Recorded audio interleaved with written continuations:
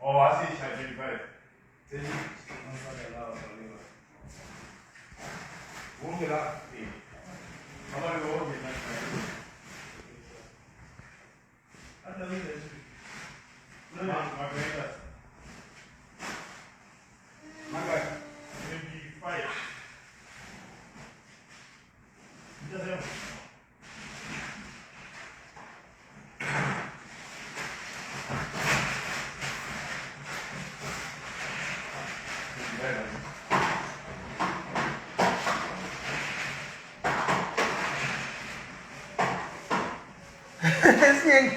Quando eu for antes de vir,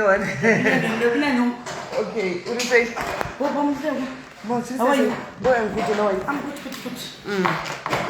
That's not well. This was supposed to be the best bed. Was never going to get different give that you seriously? The water one made of good. Ndenda gym maxen egeg saka ndasipanda kwa gym kanda yakuno straight saka pachamba matoti mabage uridzikira just wake out apo chete ndo panukunyanyota wake out papa wake out uyai guys yai muone zvikuita namazimba sikana indoda ngokuinspire guys ndoda kuti muone zvikuita namazimba ndainda apo kuisa andiripo. This is my husband. Makadi zvenyu tiripo. Tiri raitisi. Ndimuri kuita basa rakanaka kudai asikana. Muri kuinspire vamwe vedu we. Ndizvo zvine foni yaibudisa makomenti. Tiri kumbofamba seiko. Foni yaibudisa makomenti guys. Kazi yemune zvikuitwa one vamwe vedu masimba asikana vedu weka ina ungoda ngoku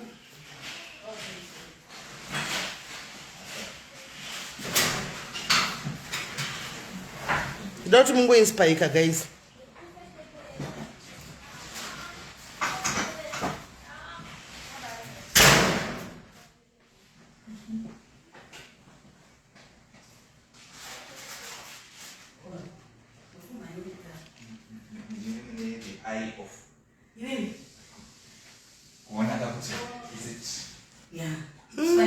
Asikanaka yaimune zvikuitwa nevamwe vedu we uyai muzvionere.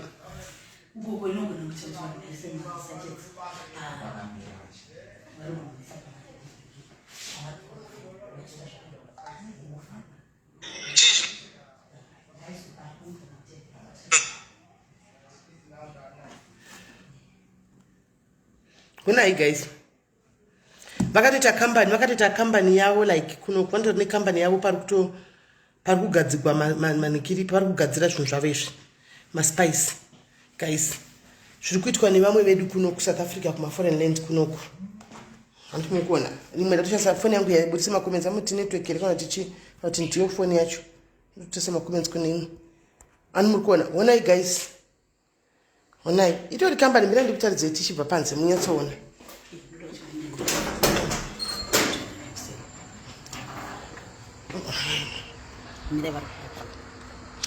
Tarisai guys kambani chaiyo muno munyika voti kwaidhudhula ndazvayo izvo dhudhula kuita sei dhudhula kuindepi kudhudhula chii vanhu vachiita mari dzavo kudai vanhu vari kubika mari guys vanhu vari kugadzira mari vari kutorenta panapa mukuona kuti papurasi guys mukuona kuti papurasi apa mukuona kuti papurasi pavari mukuona kuti papurasi kutori kumaindustry kwavari apa I'm trying to motivate somebody guys asina plan yekuti ndine mari but handina pekutangira anomaona I've got the cash but pekutangira handina muri kuona kumaindustry uko anomutoona kutori kumaindustry uko muri kuona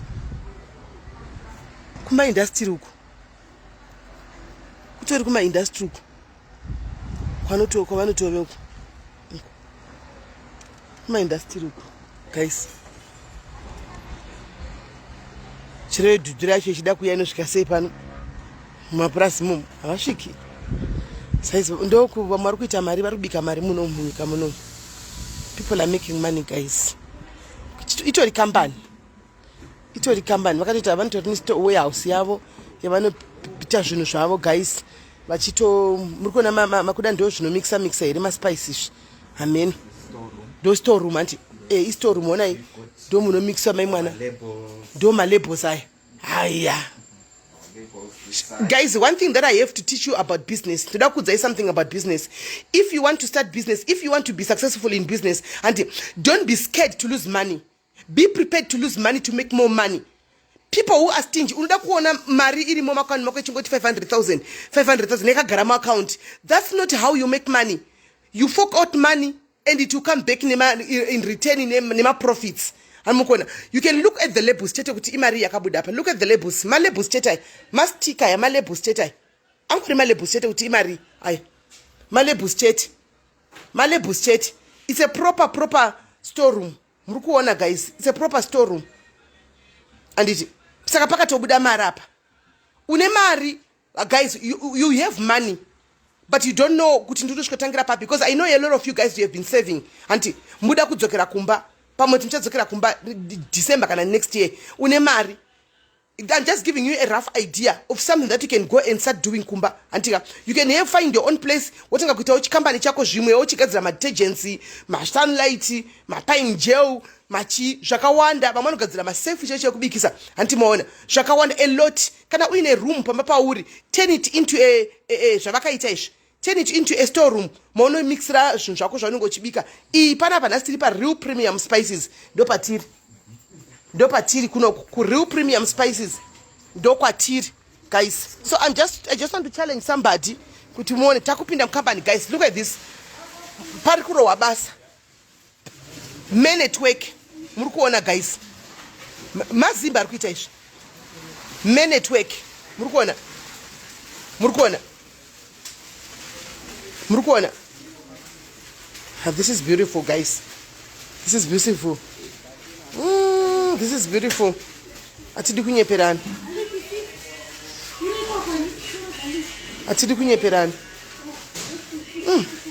I want to pick a packaging. Okay. Right, 6 can. I order guy. Yes, I order. I am a order see. I ordered them to gadzirwai. This is barbecue spice. Guys, I order emuni irikutogadzirwa ibrai spicy irikutogadzirwa shoka makambodza kwa kana gonzo rikapinda mudura ropedza nzungu nhasi ndazviwira pano saka I make sure kuti ndatora spice yose yando wamwe wangu uchida guys basi vana vanhu sikana vari pabasa saka okay saka vari konzerera nekupekawo manhingikira aya machiya 6 gani futhi. Oh, this do I am going to pick. All right. Hey.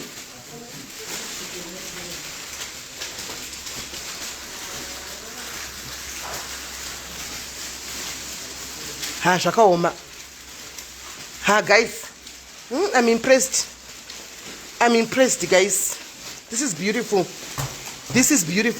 See on the app. Look at her. She's just a very simple person.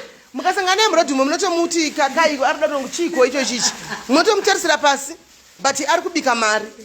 One munhu amumziye ndofana muchimziva you know on the business side yekuenda kuma socialites achi approacha kuti maspice angu aitengesaiwo maspice angu. No controversy, nothing. Hamutomuzivi because she's all after looking for money. Vanomuziva ndivakasangana naye kuma function kwatinombosangana uko ndio vanokatomuziva. Anomaona. So guys, I'm trying to do not take offensive guys. Ndikataura nepamwe so ndikangodai kakona anditi imimi you are my people, do not take offensive. This is our stock. When I stock we saka ndo mune stock inacho stock ndeyoyo makastoka skana ndakuzati be prepared to fork out money to make money. How much do you think this stock yaka worth guys? How much do you think this stock yaka worth? Look at this. To rumbinga tusina noise twakanyarara. Baba appoint a manager. We are speaking to the manager. This is the manager. Koma kaspa murisa ivan. Aiwa ndinopara here. Murise iko kwa muri mativi ese nyika. Tinofara kuva neminhasi pano pa Real Premium Enterprises. Tinavo nhasi SIS MELLY and we are having quite a good time. I hope that what she has been sharing with you has been very helpful and we are looking forward to have you on board. We've got a lot of opportunities at and I hope that as we touch base, munogona kuwana kuti imimi munokwana papi pa. So I want you to stay here, guys. Ndoda kuti mutege tega nai munhu wese unoziva antika your friend that you know kuti is struggling, guys. Let's use this opportunity and take all your friends that you know. Une friend that she's struggling. Ari muno South Africa. Kana ari ku Botswana. Kana ari ku Zimbabwe. Take them. Let's help each other. Instead de kungo garatingo kumbira, guys. Kungo kumbira. Let's learn to use our minds, our brains, and our hands. Take vamuno ziva ari ku struggle wese. Not in a bad way, guys. Not in a kana wategiwa. Don't take offensive. And because pano gonna kuta business mukana pano. Unogona kutwa left out nenyaya kuti wanditegera chi. No, tegiwa ugare pano, tega nai mugare pano munzwe kuti zvoda kuitika. Uyu ndio machine wato mamosha sa do industrial machine. How much does this cost na isi nyenge? Pane zvu zvakati iros motor iro. Yes. That's our mixer now. Oh, you mixer you. So what happens, we mix our spices. Saka ndo mixer what is mixer kakura kudai? Yes, on a mixer about 500 kgs ago at a time for a particular spice. Okay. To run machine wedu ipapo kana wapera manje wapera apa tochiunza ku automated machine wedu uyu tinodira mukatu container. Yes, and then it pushes the spices up. So hey kushikira yakuda kuno saka kuno kundiko kwachicha zobana ma spices enyu ndo pamunozo pick it up. Wow. Yeah, I think it should have costed a fortune. Ko ichi ndeche. No, that's our old mixer. Oh, old mixer pamakatangawo. Arodoonekwa kuti ndira kudhara ine. Saka tinochichengetawo for historical. Kana time order yakapressa munogona kushandisa. For now, of course, tinoda kutry to make sure kuti tinoabida nema industrial standards. Saka for now atichashandisi uyu. Okay. Shandisa uyu. Kuri uyu. Stainless steel. Right. Tikaitinde kuma spice uku. Hazviri muno zvakaoma. Guys, tegai vamwe vauye vawanewo zvokuita. Zvokukumbira izvo vanhu imbosiyai. Zvazviri kudonakidza. Basa richitofamba.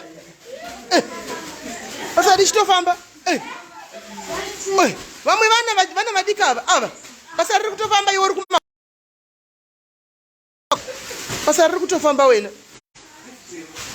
Tikataura mozo tukaiti chituka tisimbotukaonai. Basa riri kutofamba. Chumeriki kuno kudziko washaka zviri kuchinjana dzimwe chibva kudzimwe dzichinda uko.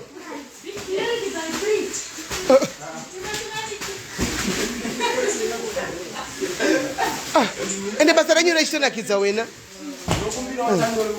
Zviri kufamba. Spice yawira pasi.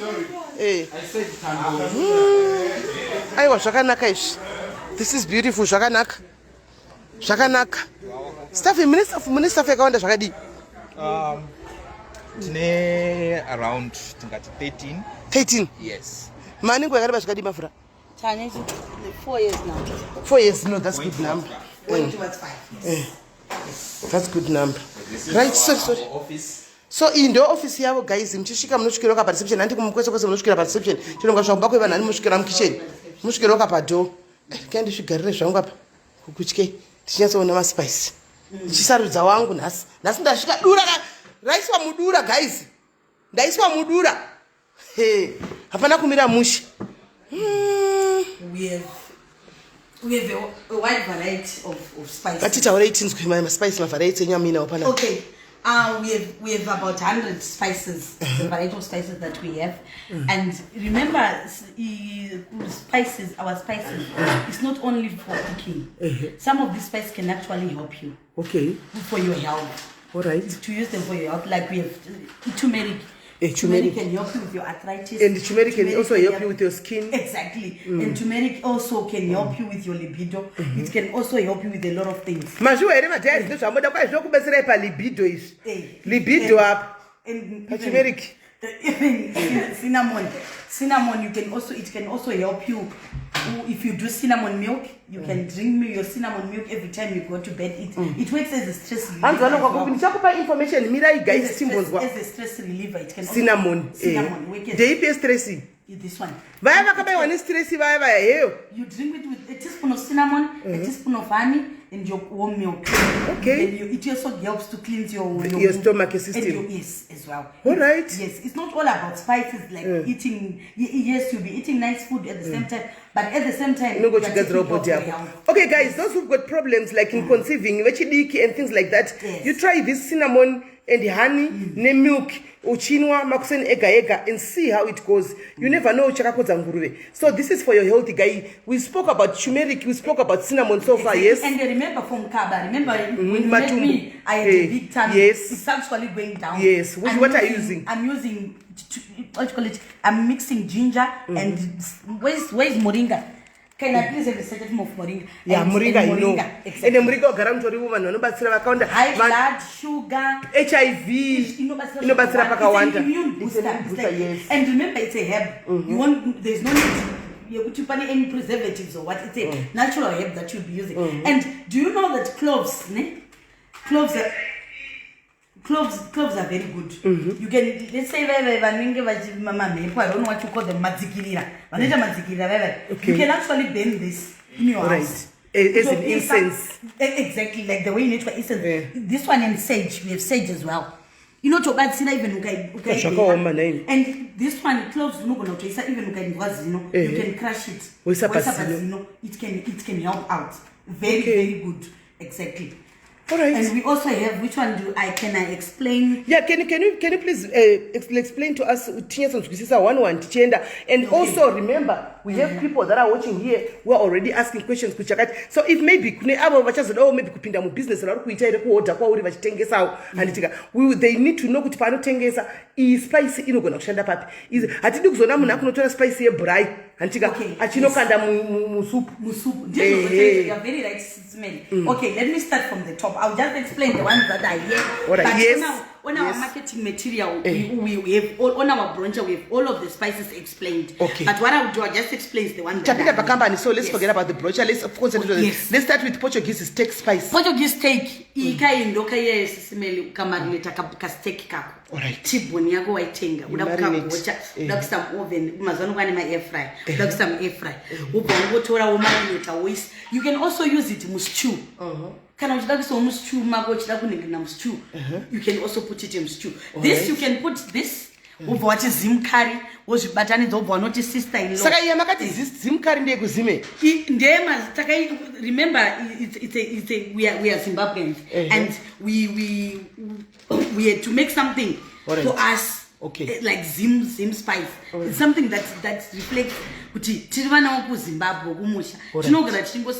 So I think it's nice, ne? Very nice. It's very nice. So some soup. You can this one is only for stews. Guys. It's only for stews. 10 rand is smell. Okay. Then we have aromat spice. Aromat muzaimako. Akumana ngawani ngawamire kubikirana baba mazaya akango fry. Guys, masvana mazaya is salt. Salt. Salt is not good. Exactly. And speaking of salt, let me Percy, let's bring pink salt. Mazaya angwe sweet salt is smelly chet. Shatajaira. Isoka aromat. Muzai uono zvinoita say we soka cheese. We have cheese spices where you use muzai. Aromat you can put in potatoes zako. You can put it in your rice. You can put it in your what you call it. You can put it in your eggs. You can put it almost everywhere. In a salad. In your salad you can put it as well. Salt and vinegar. Salt and vinegar. In your pork buns. Smell my pork bun. My chips and you barbecue you can put it anywhere. This is stew. You can actually, that's the nice thing about barbecue, and we have 6 gun barbecue, so you can put it anywhere. We have Portuguese chicken.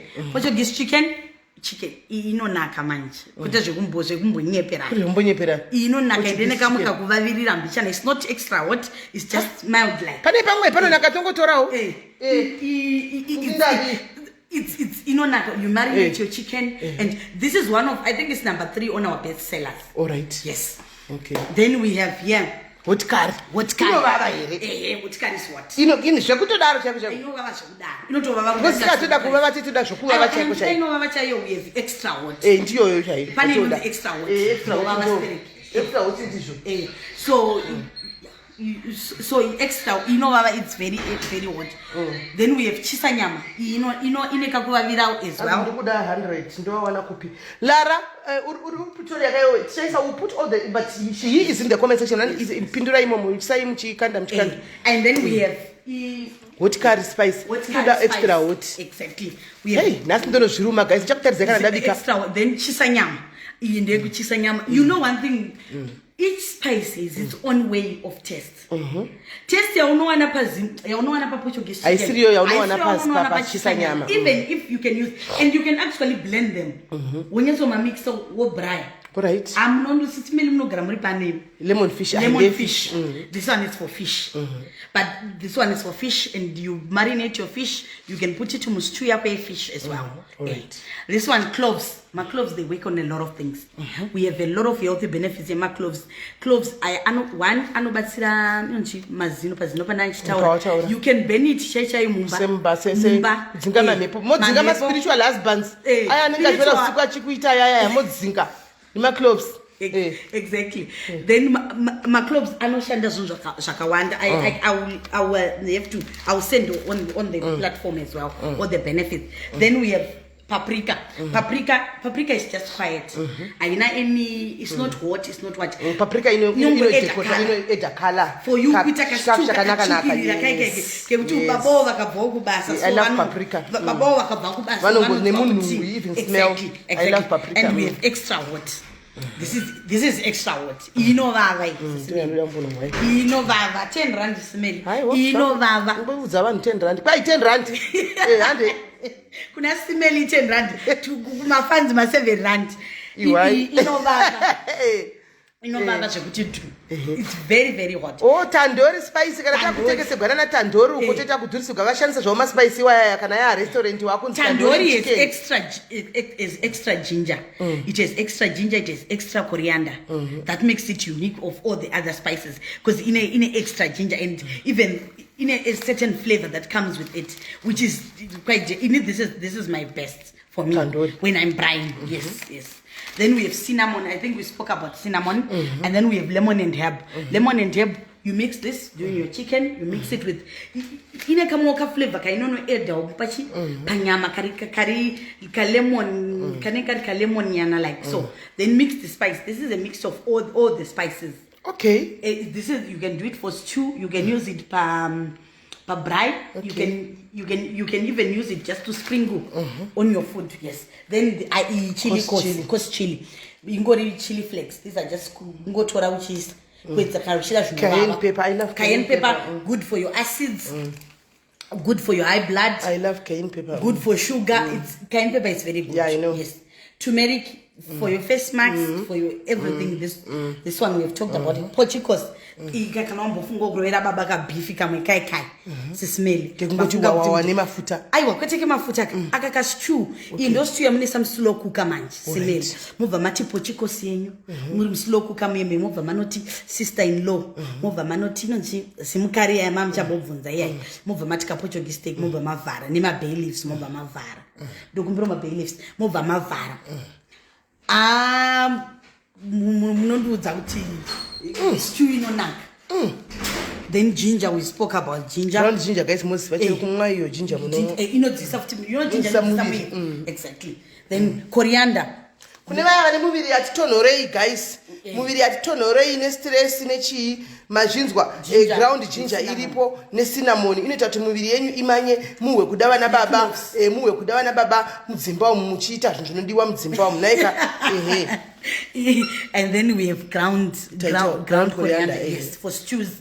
This one for stews, salads as well. Then we have this garlic, lemon, and herb. This is exclusively from Rio Premium only.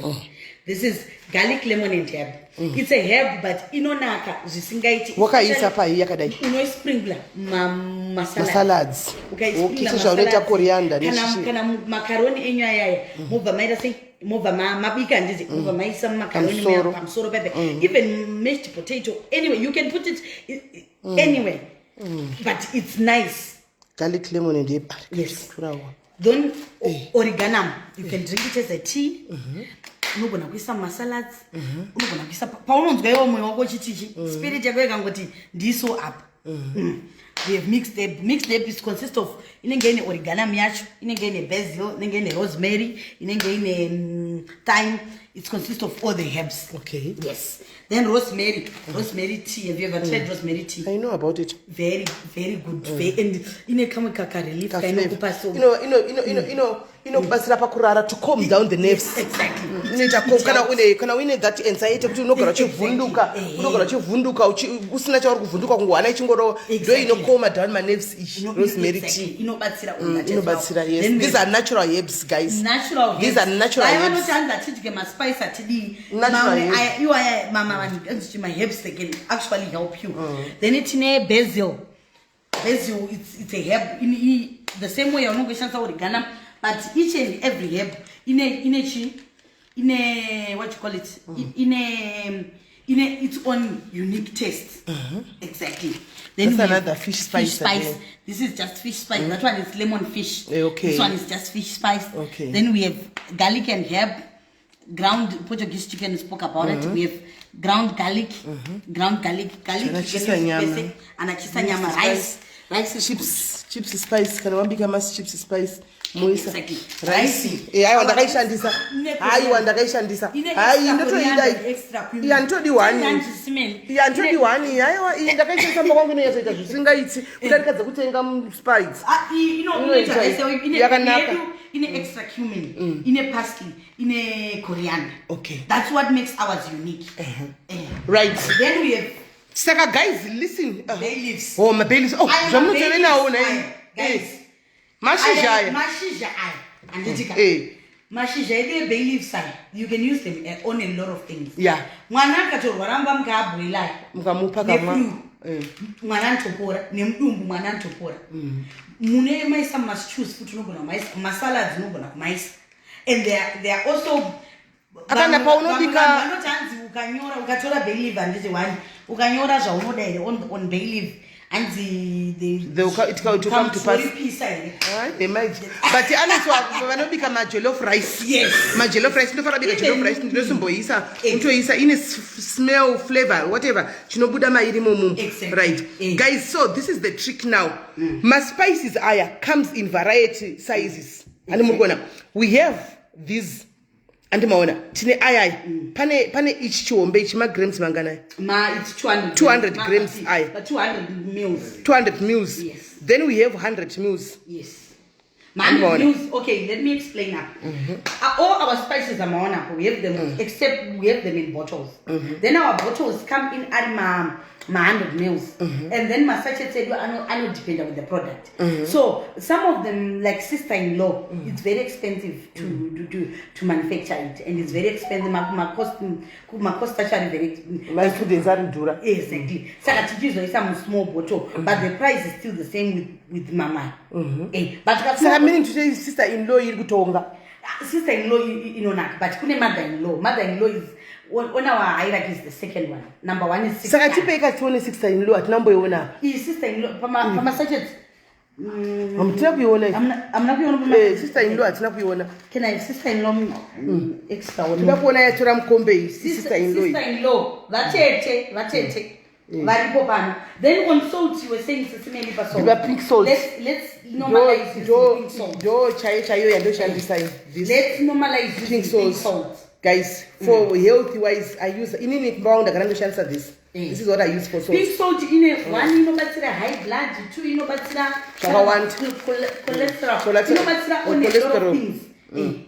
Then it points at Himalayan salt. But manje iri kosi, and it's can I because you need a grinder. Can I have a grinder bottle here? More grinder. Can I have the grinder bottle? Yes. You need a Himalayan salt. You need a grinder. We have a grinder bottle that they are in. Cinema of time with garlic flakes. I didn't see them here. Sister-in-law. The one which one is sachet. Okay. This is sister-in-law, guys. Yanzi Anita. One bottle is on sachet.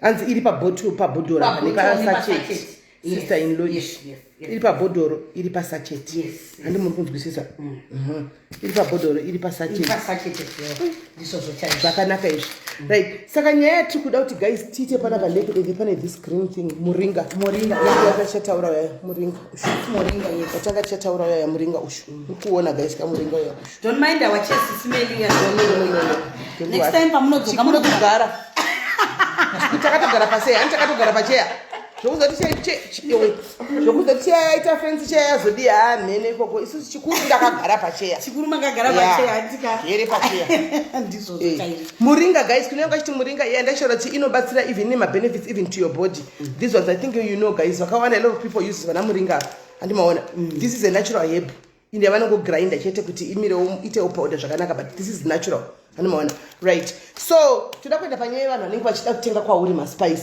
ndinoda kuita side hustle yangu this is where guys pandiri kuencourage up nekuinspire I want you guys to have a side hustle right paunenge uri off paya handitika instead of you tevedzering makuwa handiti let's use the time to go mumalocation mumikuku mumastreet and sell this if you are clever and bold enough you go look for contracts mumashops mahombe guys those people that you see supplying these things munana spam munana shoprite munana mune mashop mahombe havana kutanga zvakatora chivindi noti munotya kuti mupindemo zvakatora chivindi kuti apinde mataura kuti anyway indine maspice I can supply you confidence dzako kutopinda makadi yenyu can I please book an appointment I want to talk to the manager andika kana the marketing manager uchipinda mia can I please can I please have 10 minutes of your time I want to make a proposal I want to introduce to you my spices that I'm selling andika vachakubvunza obvious can you supply us with 100 maybe per week even so I was not many start yes I can supply you because nyenga aripo and Ruth premium spices iripo yes with confidence I can supply that you just got another dollar andika wabudamo paya all right tipe for a start give us 100 iwo manya kuna nyingi sisi nyingi ndawana pandabata pa mkoto wangu hauzovatarizika mkoto boza nzokuinda negweseri mazimba ndizvo tunoita ndawana pakudiwa ma spices akati number yakati and can you please talk let's work out a deal ndisa ma spices apo chiva ndobva tapuwa mari andika then motaurirana munhu ari kukura business neuri kutangawo business antimaona motota madhire enyu wopuwa 100 aya otonosupply hanimaona ndione contract chikoko otonosupply wopuwa mari yako iwo yawopa nyinge mari yake mateta 50-50 zvati matoshandidzana misi zvakanaka hanimaona pa business apadi kuvharana mari chete pa business vanhu vakawanda vanojema nenyaya yekuti munovharana mari but if you want to go further in life usavhara munhu mari kana usina taura naye lay your problem on the table talk to the people vanokubatsira andichimaona then makutenderera mberi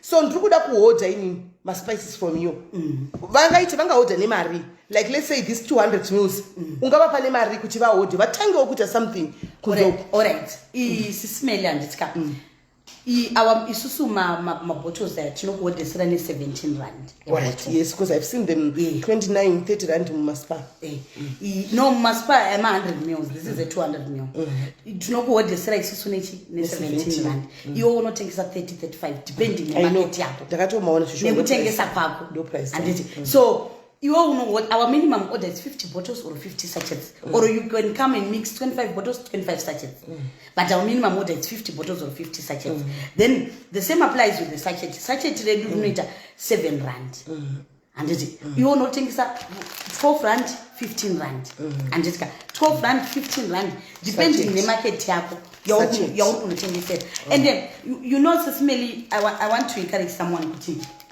okay, this is our grinder bottle. Okay. You know, yes, the pink salt. Right.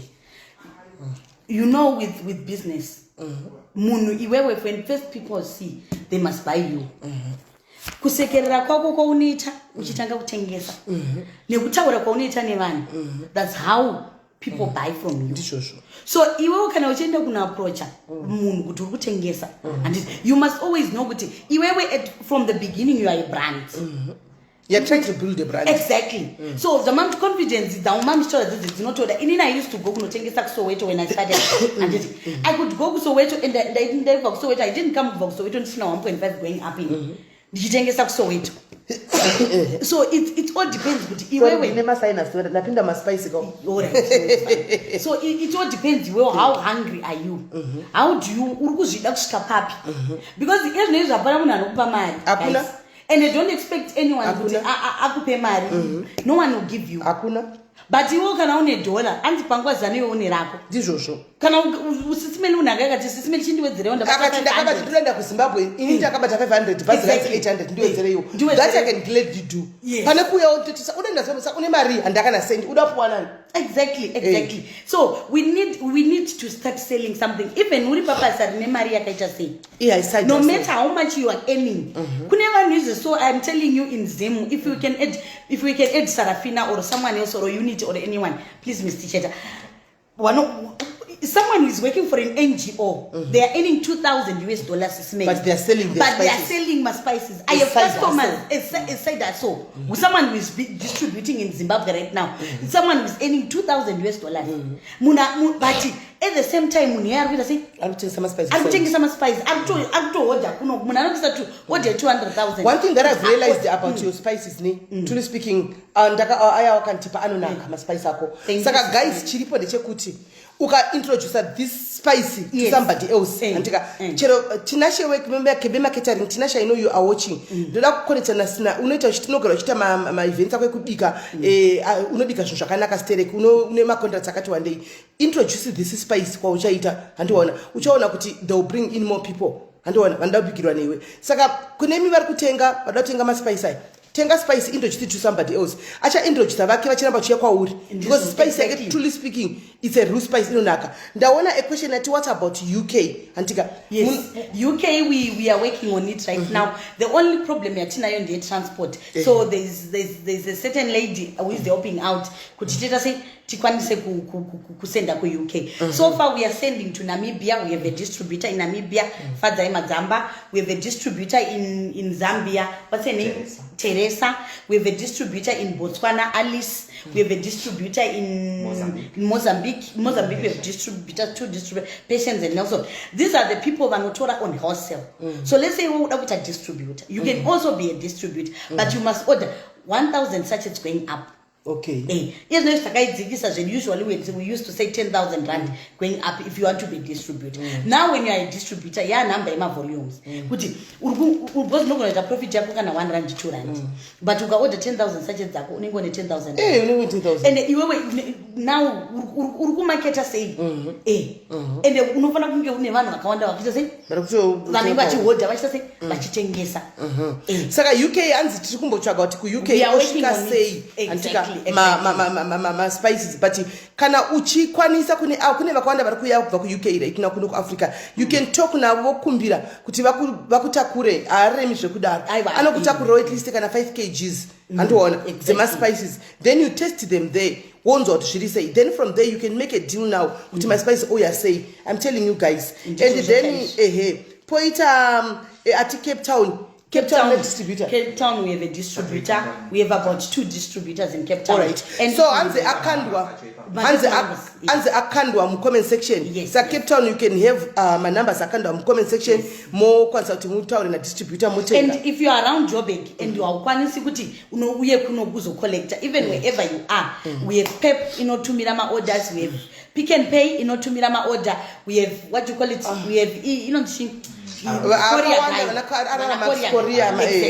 can send our number agent Botswana. Yes, can you please yes, the manager will send on the platform. All right. Yes. All right. So do we have any more question? Answer number Alice. Number Alice irikuya Botswana. Irikuya Alice. Deben anzi kune munhu kudhara guys. Deben zandishaita vachandipa ndoita zvokunyora andishapini because ndikapina azvizonya so buda kwazvo. Ndichanyora number dzavo nemaster avo imi mowabata muchivafonera guys. Side hustle iri ngatifambei naro guys. Ndoda kuti order wopana pa ndichitengesa. Asi manje ndikazoti order ini ndi asi ndongo order ndotengesa side kwangu. Ndizvozvo ndotora ndotengesa kurasenbe motengesa kurasenbe mukatotengesa SIS MELLY mukatenga 17 rand mukatotengesa makuzoti matwa ne loaf rechingu endizvozvo amurari nevana avarari nenzara makuzoti matova nelofrenyu rechingwa mukacalculate ini nditotengesa kumalocals kuvanhu muno muSouth African chaivo ndidavirirewo maspice angu munowa hatimaona sure vanototenga vanotenga ende vanhu vakangwera inini ndonzimai maspice vanhu vakangwera vakungoziva kuti une maspice to be honest vanhu havatombozobvi kumba kwako vachitsvaga maspice ende munhu anenge angoziva kuti maspice ndomawana pakati tizvozvo exactly ende remember kuti uri mucommunity zvaizvo zvatogaita kuti ukange uchiziyana nevanhu use that opportunity to sell usangomirira kuti ndinomborosana mamukanasenda Mrs. Melly. What are you gaining from Mrs. Melly? No, ini nditofunga kuti handitotomboda zvekutamba ndatonobata pahombe saka ndodatora madifferent ndingiki ndodafundawo kumashop andoziva kuti tikutonorizina kuti ndiri kuda kusupply maspice. Exactly. We can always come back and sit down and say kuda kusupply maspice aya todai so todai chokupa because they will require documents that they will need. We are free to provide for you Mrs. Melly. Ku provide kuti no vari kuda COC vari kuda company profile everything tinokupai. Aiwa don't worry. Nditofunga kuti ndinotengesa shop kutofamba nawo nishodaro kuzere baba vanobika vaya magirika aya machi ndichitopinda 1 ndauyaona maspice angu ndine confidence guys saka ndinoda kukudzidzisai kuti confidence guys ne unoita sei saka pandichasvika ku Rustenburg guys ndichaenda nemi ndiri pa live asi varungu vanenge vasingoni kuti ndiri pa live ndichitengesa ndichinotsvaga market ndinemi ndichinotsvaga market ndakabata maspice aya ndinemi so that muone kuti confidence haina basa kuti kwai kudii vazhinji vedu problem tinotya because tiri kuSouth Africa ndogona kudai so ndikadani gomaposa ndogona ndosvika ndichiti kudini mira ndikudzidzise chinoti confidence yako kasvika panzvimbo kudai so saka vamwe vakawana mabasa kuda kuconfidence panga pachinzi basa hapasina takatora vanhu ka nenyaya yekuti asvika neconfidence anopiwa basa kunzi let's make exclusive of this one ngatimupe icho kuti aite pano anomaona saka confidence ndoda kudzidzisa confidence madhani zangu inodiwa in everything that you do you have confidence kuno munhu anosvika pakambani chatsvaga basa kuisa CV pane basa rikunzi tikuda munhu akada ihana qualification iyoyo nenyaya confidence osvikotara kuti I'm willing to learn and I'm a fast learner but patauka toda zvakati potosiyiwa munhu ane experience nokuti ataura chokwadi kuti andigoni I am willing to learn and I'm a fast catcher and I'm very honest vanokupa basa exactly saka ndoda teacher pakaitira kusumudzirane I always tell you guys ngatisiyei this page is all about empowering one another nekuzotaita izvo kuya nanyenge pano kuti ona ngatipe spice kuvanhu vanhu ngavatsvage ma-extras nema-spices handimaona she is telling you kuti maona company itori company this is now a company guys akasirika company this is now a company whereby she's got 13 14 15 workers who are working for her handimaona ari kutorisawo mabasa kuvanhu kuhobho more than 100 distributors dzamunadzo handimaona so you see kuti zvinhu zvese izvi more than 1,000 retailers and more than 1,000 retailers guys she's just making money and iko zvino right now even chera kati ndoda kumbovata kumba pana mukoma Kaspa he will take care of things omboswera akarelax akazorora because she's a mother she's a woman anoboda time ne better half yake handimaona so guys inini ndikuti let's use these opportunities guys next year vanhu vari kunzi ndai kumushara kudi vari kudii kuZimbabwe ikoko you can still sell you can see urubva kugweru hakuna distributor wespice muno mumachona ka gwera riko yariko distributor alright asi hanga supply gweru yese no distributor ariko ka ndokuti vanohodha kwari vachitengesa vanhu varimo ma retailers vanotohodha saka iwe une urikubva kuno mari yako wakabata next year uri kusave ya and ita distributor chinosvika hanga supply mkoba yese mkoba yakakurisa hanga supply mambo yose ascot yese mageto yakana kuti Richmond yese kana kuti Riverside is azviti buy maspice go market yourself wosika macho ava vaive kuSouth Africa vakauya nemaspice vari kuita business never mind what people are going to say usina chinhu nemari yako go and start a business svika utenge something vakuzonotengesa maspice aya uchihodhesa tiri kunoko kutofamba ndine I have people that are going door to door sesimeni munhu anotouya every week pana pachi order 100 bottles 100 sachets achikuziva kuti inini ndinoenda door to door ndikutobva ndakabata mari yangu and someone is saying kuti inini panotozosvika next year June ndiye ndatoenda kudhara because maspice angu ndatotengesa atondikiretera mari yangu yakati guys it's all about what you want ukangoziva kuti mukana uripo mukana inowanika but iwewe how you use it because ukangogara uchimirira kuti zvinhu zvakaoma ndikutsvaga basa basa icho ezvezvi munhu wese muno mapassports akupiwa kuZimbabwe munhu wese aringoya kunoko achitsvaga basa saka iwewe basa zvawanikmanyano kuti home affairs dzikupinda ndati kusiri nezuro ndakaudzwa nemumwe murume woumwe mudhayarizo ndandakasangana naye tichisangana nezuro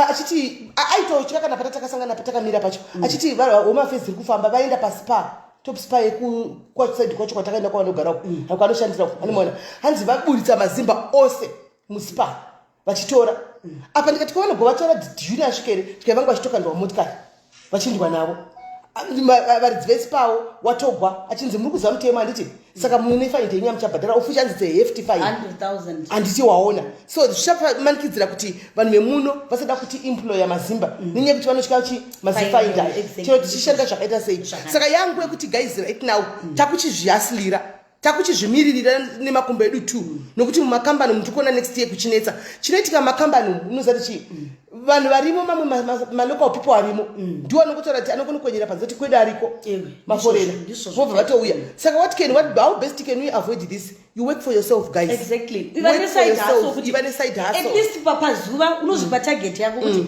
indikaona 50 seconds pazuva ndikatengesawo 3-4 sachets kana uchienda kubasa ukatotenderera ukadii unotoita something hapana paunomboshaya kana kugara usina send. And I always tell people kuti kugara usina mari choice in life. And izvezvi mune vanhu vakawanda vari kumadiaspora, mune vaning'ina vari kuziva vari kumusha, une hanzvadzi unani anongogara akati ndipowo mari yokumbira black tax. Guys, it's high time mutimpa wemunhu kumudza kuti you know what, rather mari hatichakupitsvaga zvokuiti teach them how to fish.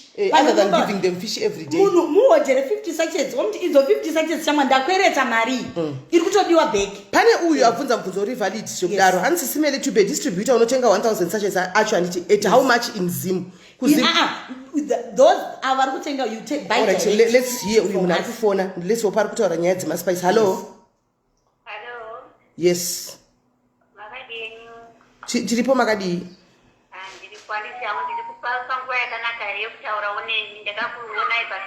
Aiwa handisi panguva yakanaka panguva ndafunga kuti nditori pabasa ndafunga kuti mufonera zvebasa usiku alright. Hey guys, vanhu vari kufona pafoni yangu ndingoda vanhu vari kuda kufona zvokutaura nanyenge nenyaya yemaspice chete. Only those who wants to call in and speak to Nyenge panyaya yemaspice kuda kuhodha muda kusangana muda kudii anditika fonai vamwe kuti tida kumbotaura takapuwa namba yenyu kuFacebook.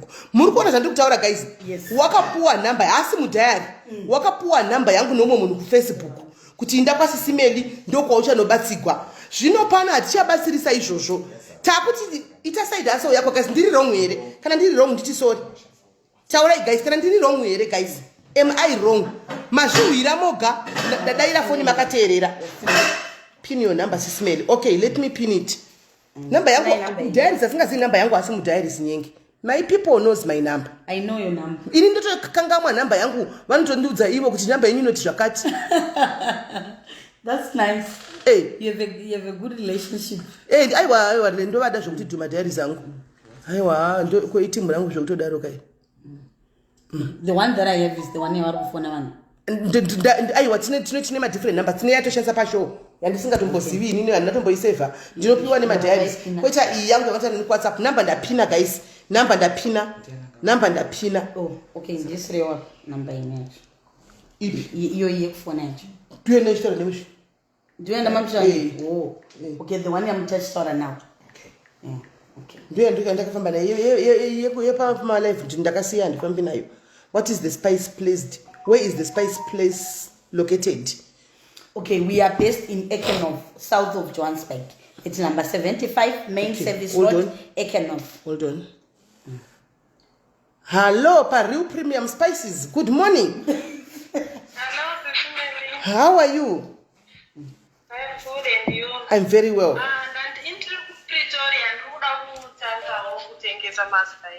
Okay. Okay. Where are you based in Pretoria? Mamelodi.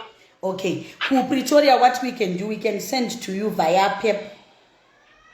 Munaisa order yenyu, maisa order yenyu, tokupai quotation yenyu, maisa quotation, mo deposit mari yenyu, ne transport. Ma deposit my account, you send us your proof of payment, then matipa proof of payment, then we start sending your orders. And please kindly note kuti my orders edu, we only dispatch orders on Wednesday and on Saturdays. Do mazuva tino dispatch my orders edu anoenda are within South Africa. Within South Africa. Okay, all right. Yes. All right. And with PEP, it takes the kunema plastic akasiana. We have my plastics anotora 2 to 3 days. We have my plastic anotora 5 to 7 days. All right. Yes, Okay, we'll send my all amount. right. We'll send all the information. So information nicha sendwa and then you talk nabo masimeni no good decision. Taka kuita side so. Tell me chipo display junu ningweta mari yako. All right. Okay, my Sharp. Right. Phone 19 gwe ngati ngotira kuti na mungu phone up. Phone 19 gwe. Guys, tane inini seninda neta ni vanhu vari kuramba chingoya ndapiwa namba dzenyu naningi kwanzi munogona kundibatsira dambudziko ndapiwa namba dzenyu ukati usapindure futi unoita kunga uri kuita rudo ukati upindure futi kuti vedu we hatisi kungobatsira tigonongobatsira azimbabwe yose kana kuti africa yose unoita kunga uri kuita rudo hanimaona saka inini ndoya ndoti uyai mutenge muite masaidi haso nokuti hello pa Real Premium Spices, good morning. Hey, Mandy, how are you doing? I'm very well, and how are you doing? Good, thanks. Okay, I'm interested. I joined your live a bit late, and some questions that I might ask might sound like it's stuff that you've already addressed, but it might help someone. First, what's the minimum that someone can order, and can I pick up? Yes, the minimum you can order is 50 bottles or 50 sachets. You have an option. How much are we looking at in rand? Okay, 50 sachets is 350, 50 bottles is 850. Okay. Yes. And how much? So you can actually mix water at 25 sachets and 25 bottles. Oh, okay. Yes. And for a start, so that you see what your market. Kuti market yako inoda ma bottles ere kana kuti inoda ma sachets, because kune imwe market yekuti inogona kurambira ma sachets wa order 50. Yoita imwe market inogona kurambira ma bottles wa order 50. Okay. Yes. And franchise option? Sorry, franchise option. There's a franchise option. Yes, we can always talk about it and in detail and see this is business. We are all here to make money and to empower each other. Yes. Whatever comes in our plate, we are always willing to sit down as the board and negotiate. I would like also franchise. I think I'm interested in that one as well. So when she's coming, if she suggests to come, please invite me as well. Okay, I might consider that as well. Just no problem. Yeah, franchise, so that it grows, becomes a big brand. Yes.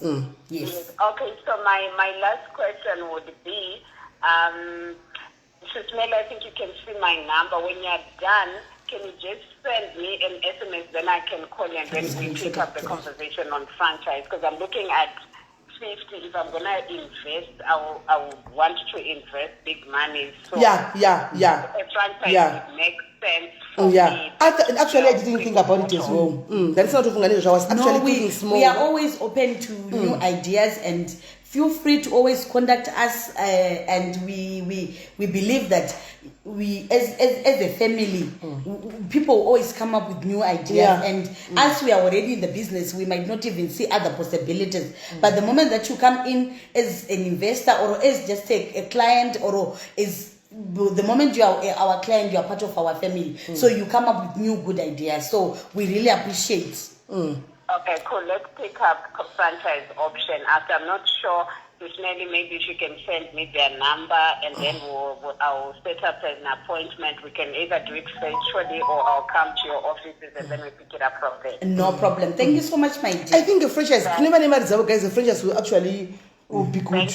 Imagine you, she is the founder of Real Premium Spices, the one that is that is in Rustenburg, the one that is in Cape Town, the one that is in Durban, the one that is in UK, the one that is in Canada. Yes. You know, Nando's in the original founder. Yes. Nando's, guys, is very original, but in my franchise Africa all over.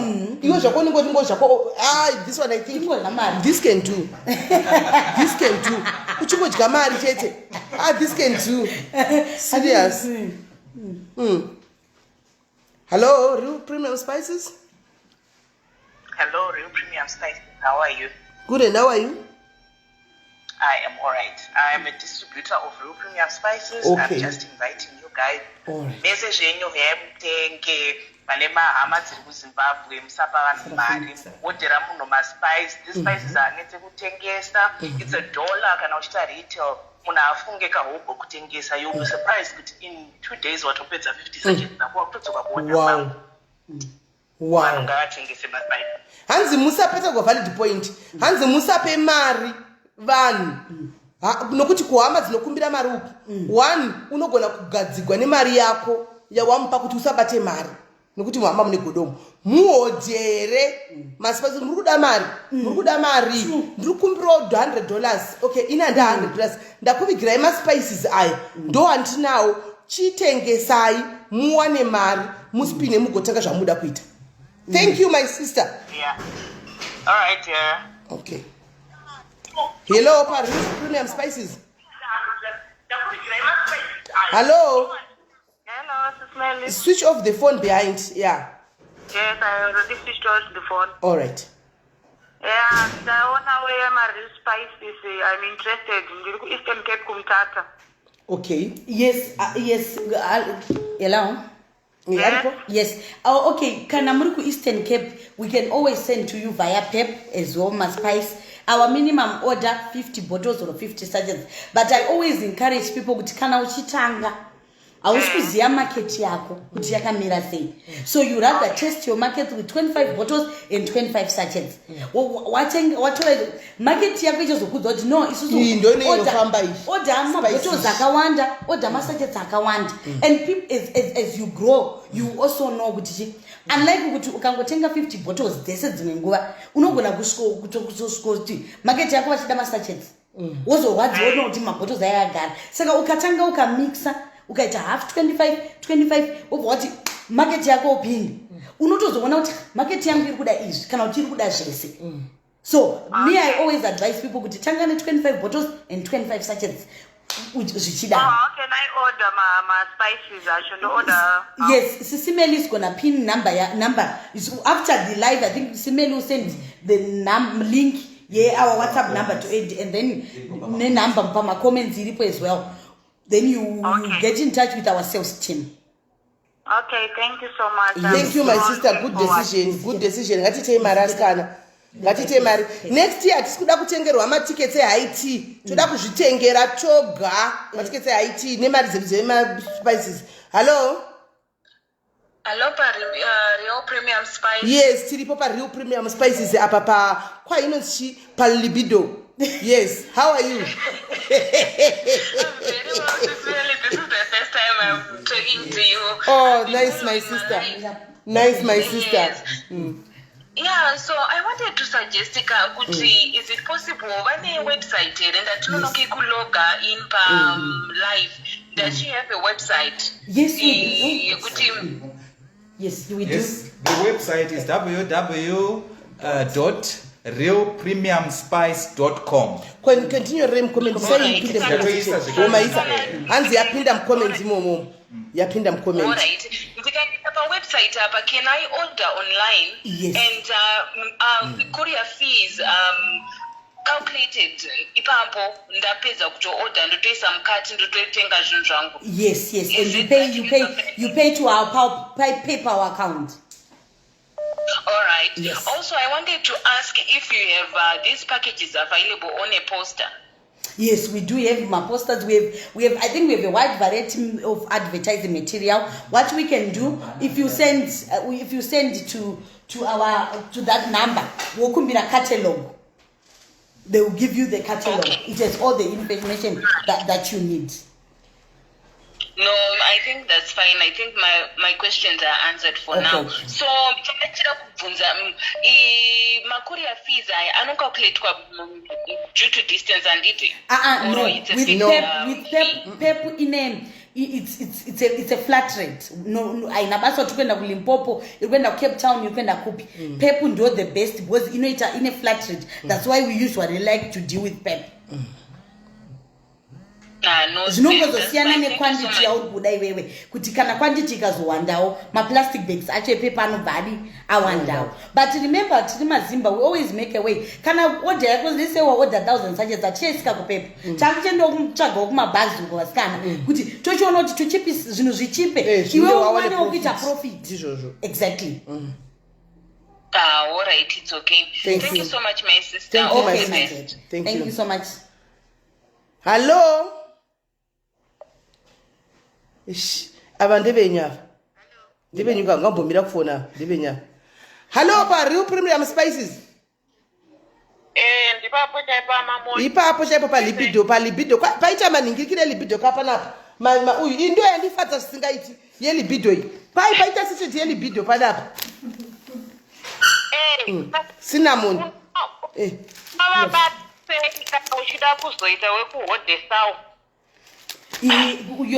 Mrs. Melly, my details edu, then you get in touch with our sales team and they will give you our brochure and all the information that you would want. Okay, Pesi, come here. Our sales, the person that you'll be talking to, this beautiful face is Pesi. That's the sales, one of our sales ladies that you'll be talking to. Her name is Pesi. She's a face issue.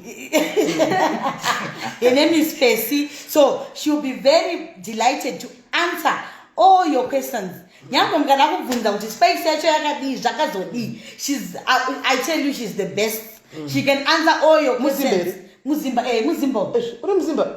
Okay. Yes. She can answer all your questions. Right.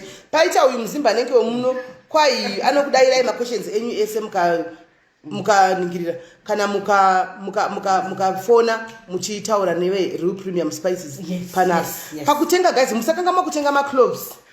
Ne cinnamon. Kuvarume kwai moitawo zve turmeric kuti dzimba dzimire idzi. Dzimba dzimire turmeric nemuringa uyu we green uyu kuti dzimba dzinyatsomira. Handitika apa ndotoramba ndakadzvanya apa nokuti dzimba dziri kuputsika nenyaya yekushayiwa libido. Yeah. Right. Pane mumwe here ari kuda kufona tinzwe. Right. Hello pa Real Premium Spice. Hello, how are you, Sis Melly? Ndiri right, muri sei? Tiri bhozvedu. Ndinoda kubvunza kuti ndiri kuDurban kana ndichida kuordawo ndinoorda sei? Number that distributor kuDurban dzinenge dzatombokandwa ma-comment section, but zvisinei ndichingopedza apa I'm going to pin all the numbers. WeDurban, weCape Town, umwe nomwe ungononga munhu aripo ofonera munhu iyeye mototanga kuita madirei. Okay, Sis Melly, mandi-inspire gatimbotangawo mabusiness. Right. Thank you very much, my sister. Okay. Hanzi, ndiri pawebsite and the price are in US dollars. Handiti. Okay, hanzi pane option yemarands. Hanzi pane option yemarands vatoenda. Ndozvakanakira madhiaries akati changama atomhanya kodongorera kuti haufa. I think Mr. Cheteke, you put also the sales number vanhu vafone so that you can help them out on the website. Yes. Right. Kwai saw the option to change to rands. Yes, iripo. Right. Pane here umwe ada kubvunza something guys. Tione kupedza. Pane umwe ada kubvunza. Ndichapota ndichikuti ivhikiro gereka ndichikukandira ndichikuyeuchidza zveReal Premium izvi. Vhikiro garoga. Andika kusvikira munhu wese akutengesa maspice aya. Ngatitengesei maspice katogara tigare nzvimbo imwe chete. Atingapedzi maclients aya. Guys, maclients akawandisa emuno nekumarawi nekumozambique nekupi ari muno. Ende muno makanakira kuti ukangoziya mazuva anoitwa anopiwa vanhu magrand. Vanhu vemagrand vaya vanotenga. Ndo mazuva unofanira kuutilize iwayo kuti vanowana revana musi wa20 wakati, vanowana emachembere musi wakati. Mazuva iwayayo nemonth end. Ndo paunofanira kutorara wakamuka uchitengesa. Zvetransport putira zvataugwa kuti munogona kushandisa Pep Store. Pep yataurwa iyo vasikana. Pep yataurwa iyo ndo yamunongoshandisa kuti Pretoria. UK ndo yavachiri kunetsekana nekuti vo transporta sei. Kana pane vanokwanisa kunge varipo vachiuya kuchisina luggage yekudzokera uchida kubatsira kuti vatakurire zvinhu maspice amboinda. Unenge watogona.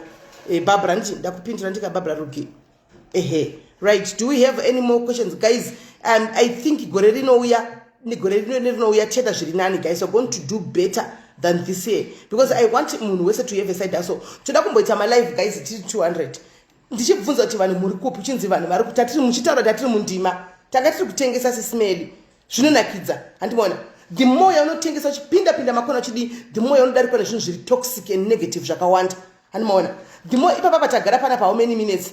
Imagine tadarikwa nezvinhu zvingani zvisinei nesu zviri negative zvakaora zvatidarika tigere panapa takadai palife zvingani.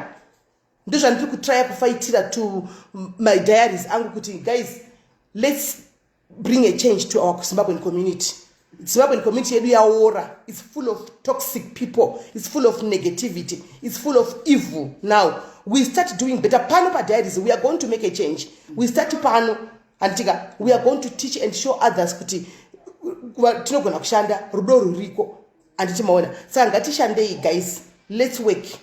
Ngati jaganei uya zvinana ufone uchiti simeli ndisewo pa live indida kumbokumbirawo kune anganditengerawo chokuti nditenge kutengesa ndinobaya live button nchimanya because wauya ne request yakanaka ndoda kudzidziswa kudi ndoda kudzidziswa kuredza kwete kuya uchikumbira hove every day ndauyawo ndine jara kumbauku vana vakata nezhara munda mangwana wauyazve kwafiwa kumbauku saka ndibatsireiwo mangwana wauyazve handina school fees yevana. Come on guys, uya utora kuti ndikutsvagawo ndauya ini pa live pano ndakumbira simele ndakashotegwa ne school fees ndotengesa saka ndati ndisare nemari yestock iyi ndekusukuru asi yakashota ndibatsirewo. That way tinotobatsirana takafara kuti she is trying, ari kuzama, she's trying, hasi kungokumbira, ari kuzama.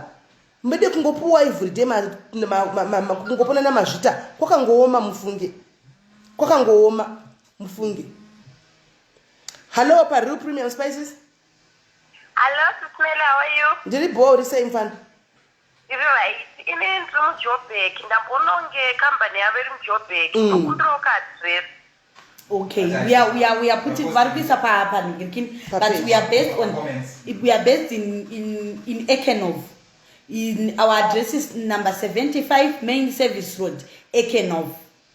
Oh, okay. Yes, thank you so much. Yes. But you can, but when you are coming, Kanamchi driver, we can always send you a location. Kanamchi anima text, we can always provide you ne audio ema directions as well. Oh, okay. Thank you so much. Okay, my dear. Thank you so much.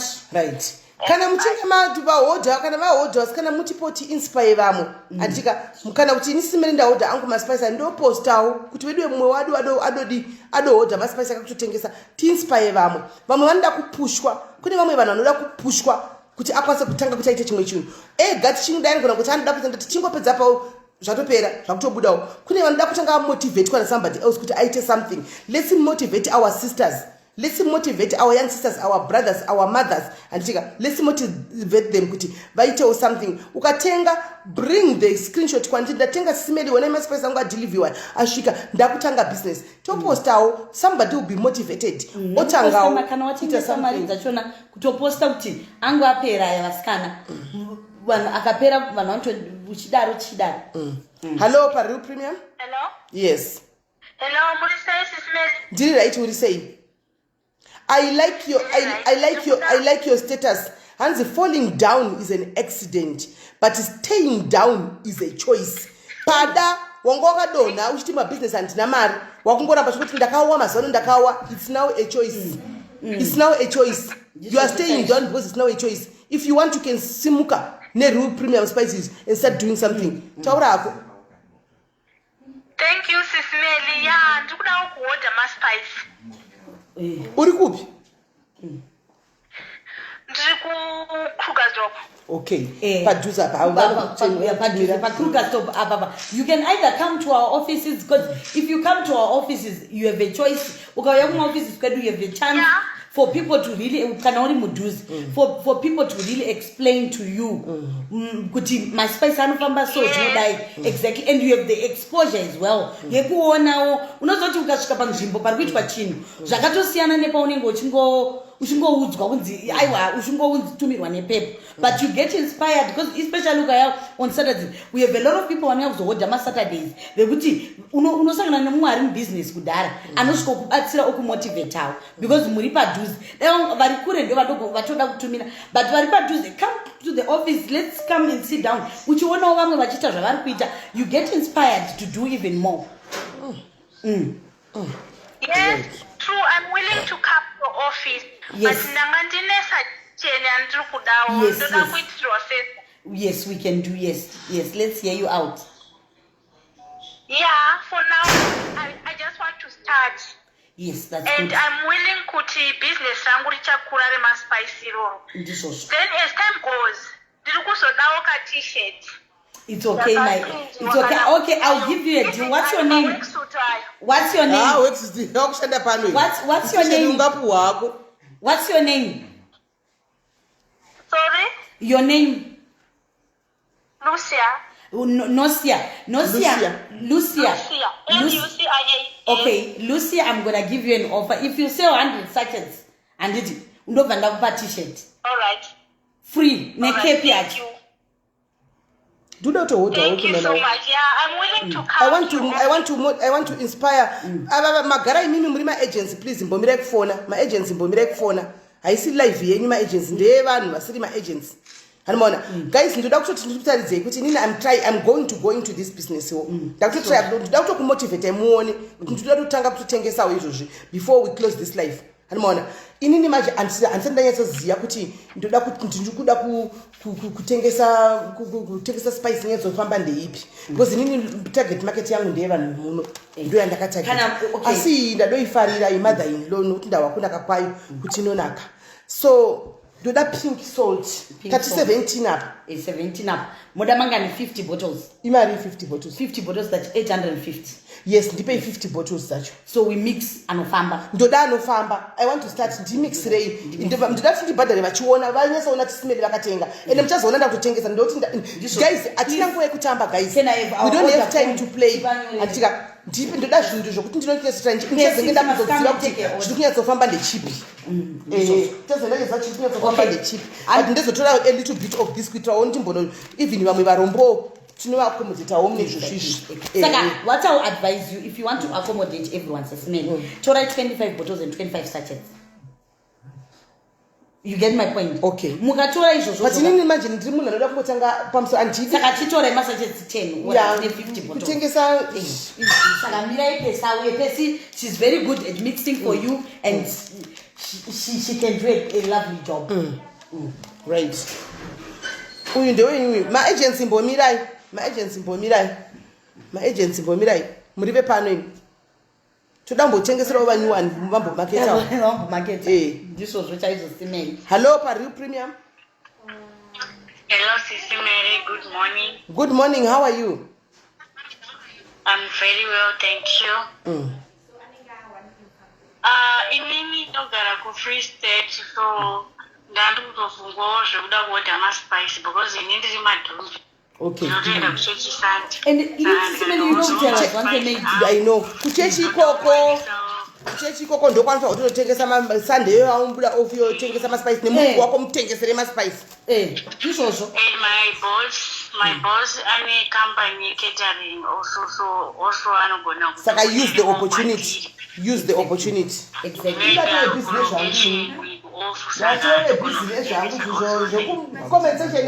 Yes, my dear. Yes, we can send to you for Free State and send it via paper and so what I can advise you kutange kutora 25 bottles and 25 sachets then market yako inenge kuudza kuti ndezvipi zvinofamba ku market but that's what I will advise you. But we can always send you via paper. If you can get in touch with Pesi will give you all the information that you need. Our number is pinned. And the SIS MELLY will send all the details. Thank you so much, my dear. Right. Saka inini apa arkundimixira sei Pesi anoziva here ma fast movers. Arikukupai ma fast movers. Target market yangu ndiye vanhu munozvinzwa ma fast movers ase kuZimbabwe ndiye vanhu target market yangu ndiye munhu. Exactly. Yes. Okay. But ndododawo yangu dambo neiwa yaita kuti tiwe kuti kwai mother in law mamboti auntie in law pana sister in law na mother in law yamam tinosifamba ndei inovava it's extra hot ndo ini hoti ya inde kumba kwangu ishi. This one is for me. That one is extra hot. Yes. This one is for me because ndoda zvovava zvotapira. Saka nditresha time I'm running late time. Please mix my this row angu mangai mabodora. Hello Real Premium Spices. Hello Real Premium Spices. Hello. Yes. Hello Real Premium Spices. Hello Sis Melly. Hello babes, how are you? Yes, I'm okay. Thank you. I ndachida kungokurudzira vamwe kuti ma spices ndizvo. Inini the second time pamaka advertise pa live papa. ndakatanga kuorder. I was dealing with SIS MELLY. Na baba vangu vanodriver truck, so they have been so good. Wow. I've ordered 3 times now. So wow. order more.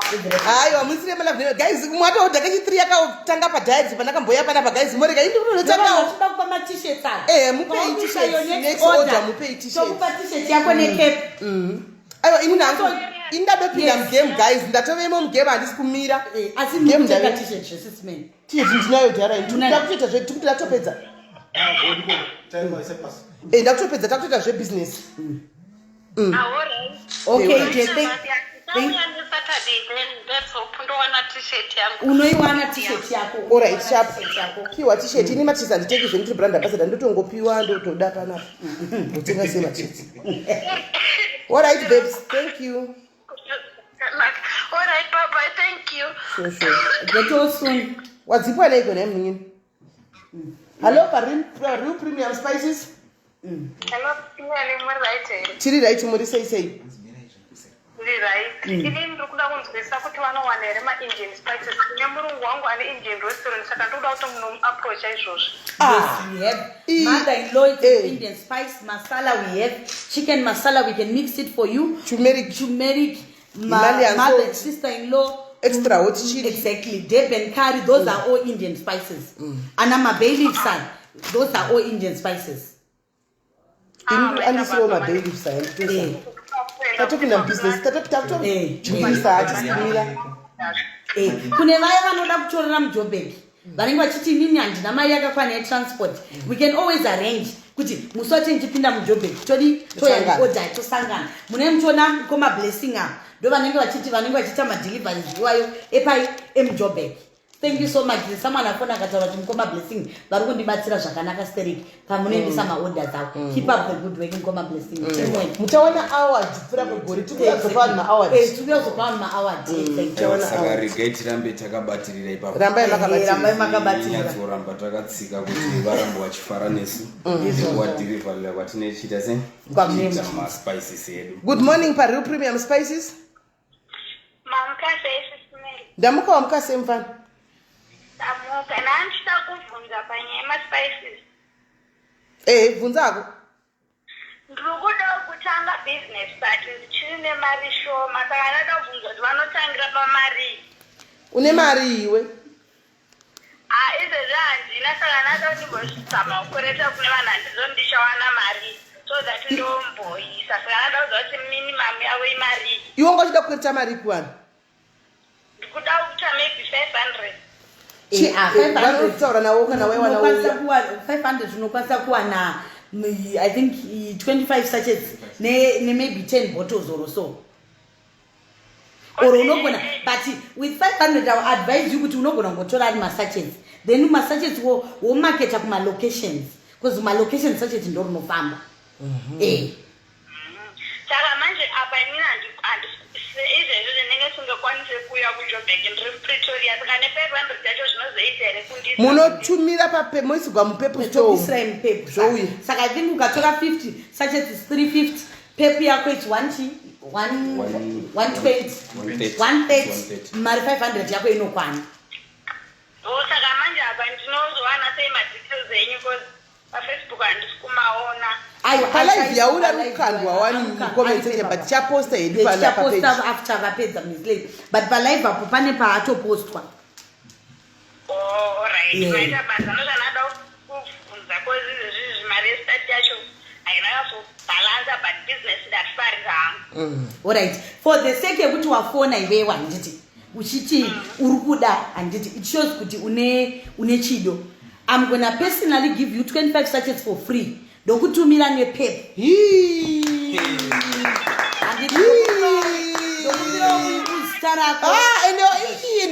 Any white apple. Yo, thank you, and thank you very much. 25 sachets mahara.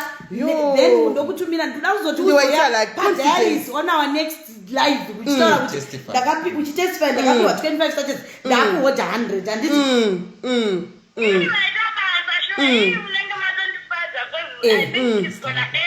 unonzani? Hanzi unonzani? Patience. Hii ende waita hakwasa. Hanzi kon maona ka confidence ndataura ziya. Because pane vamwe vanogona kuzouya vachiti ivo ndiwo iwewe noti wataura zita rako. Mati? Tipe namba dzako. Patience ani? Dedzera. Alright, mina nditarise dzinonyanya kushanda too much. Alright. Asi kana wamubusiness unofana kuita number 1 inoshanda because makastoma anenge akukutsvaga. Kana une imwe yaunongoisa muwallet, customer inokutsvaga ikoko kune imwe number iri muwallet. Ndikupa indo ine WhatsApp and ndonyanya kushandisa moto. Yes, Mr. Casper will call you for details. Saka tipe chinzwe number. It's 061 296 7585. Okay, 061 296 7585. Aiwa tinokubata hii hanzvadzi. Thank you very much. Maita basi. Waita lucky one. Wafamba na gesture. Today was your lucky day. Yeah, it's my lucky day. It's a big testimony. Thank you, SIS MELLY. Alright, mningina iripo. Hai, mamupinza machena vedu. Wakarivara. Ropa pazorongo zvambukira kwauri wakarivara saizo. Ende munopusha order SIS MELLY. Ndipushire time ndamira negumbo 1 manje. Saka ari kunditra atari kumixa mahombe andika masachets tazoti ari kuisa api. Masachets bang blessing yaimunzo. Masachets mazoti mukuda anongoisa mangani. Kana ari apa papita 25 kana ari 25 anta mari. Ari 25 misi chetat 175 ndiko. 175. Hello Kola. Hi, SIS MELLY, what is it? Mushe endisire 25 futi waya. 25 sajets 25. Saka musiboni mixira but musaka makuisa kana haya kana 3 kana future ndotoda inova hiyo. Saka ngoisa yakawanda. Inova hiyo. Extra. Iyo extra. Nei mali and salt please. Because ndo yandoshandisa. Pamacha handizi kuti mabhodha kulonga sei. Hello Kola. Ni Hi, mababies. SIS MELLY, what is it? Mushe kuri sei. Kuri boss wami narari ndakutanga kuzvitengesa maspice. Ndichaisa mayakoda details awo moabata and then you start from there. Kwarare muno order ne 60 cents per sachet, $25 bottle. Okay, so tinobata distributor kwarare or what? Comment section, yes. Comment section I think mune distributors aisa manamba avo. Ndikataura distributor 1 ndinorumwa nevamwe vese. Saka comment section imomo munongopika chero wamapika. They are all good distributors and we have a very good lovely team of distributors. Very much. Okay, thank you. Yes, Thank you, my so sister. much. Bye-bye. All right.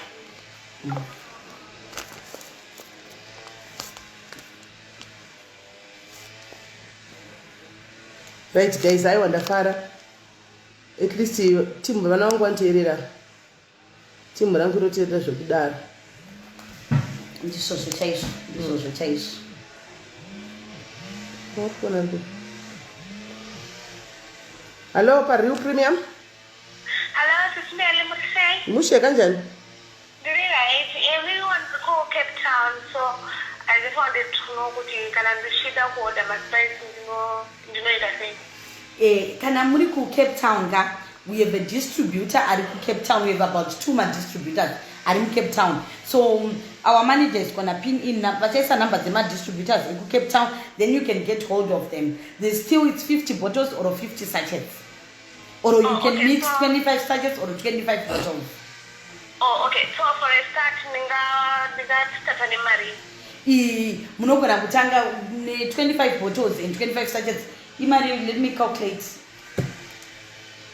I think plus or minus 500. Oh, okay. Thank you so much. Because my budget was only 1,000, so I think it's gonna do. Yes, yes,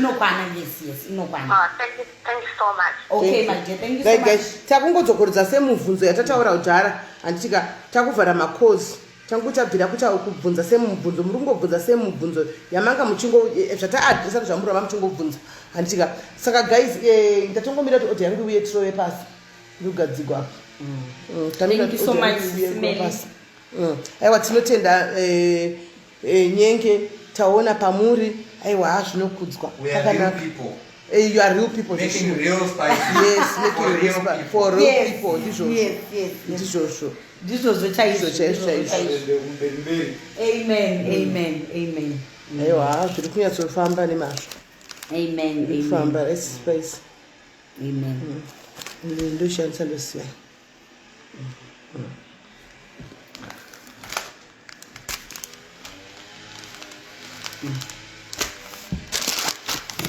Makutoona mari sisimeni. Inini ndakatofunga zvemberi izvo zvinoda nononoka kusvika ndotengesa. Muna advantage yekumunhu wese anenge achida kutenga muna SIS MELLY. Manje ndikuita ndakachageta market yemuno. Ndoda kupawo mukana vari kuhodha kwamuri vatengeserane pachavo ipapa. Because ndakazotengesa inini ka people will come and buy from you vachatengerwa nani. Saka ndoda kuchageta market yemuno. Ndizvo zvochaita market yemuno ndenda kufamba. Aiwa munhu wese ukangoshingirira hapana chinomborana. Hapana.